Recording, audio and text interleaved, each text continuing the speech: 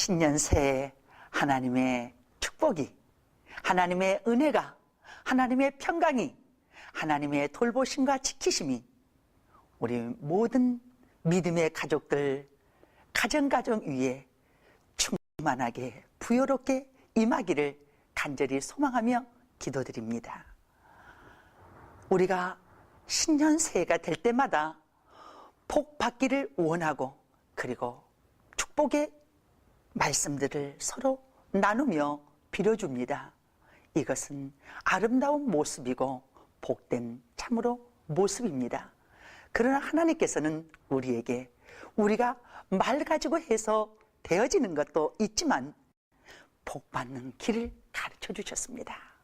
하나님이 말씀하시고 가르쳐 주신 이 축복의 삶, 복 받는 삶, 복 있는 사람, 복 받는 사람이 되어질 수 있는 그 길을 쫓아서 우리 모든 성도님들이 복 받는 해가 되시기를 간절히 소망합니다.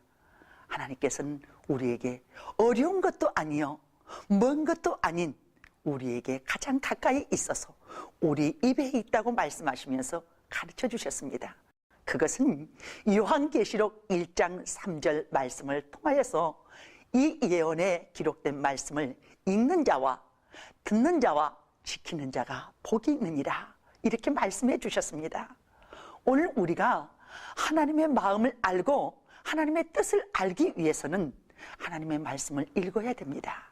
그 말씀을 읽을 때만이 하나님에 대해서 알 수 있고, 하나님에 대해서 알아야만이 하나님의 뜻을 쫓아서 살 수 있기 때문에 그러합니다.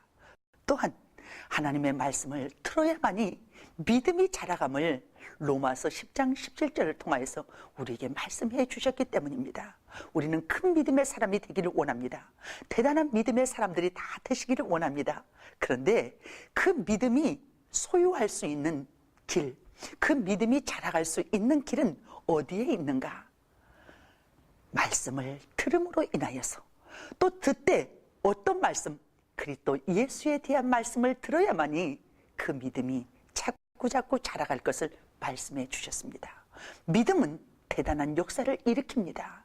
그 믿음 속에는 불가능을 가능으로 만들 수 있고, 할 수 없는 것을 주님 주시는 힘으로 할 수 있는 능력도 얻을 수 있습니다.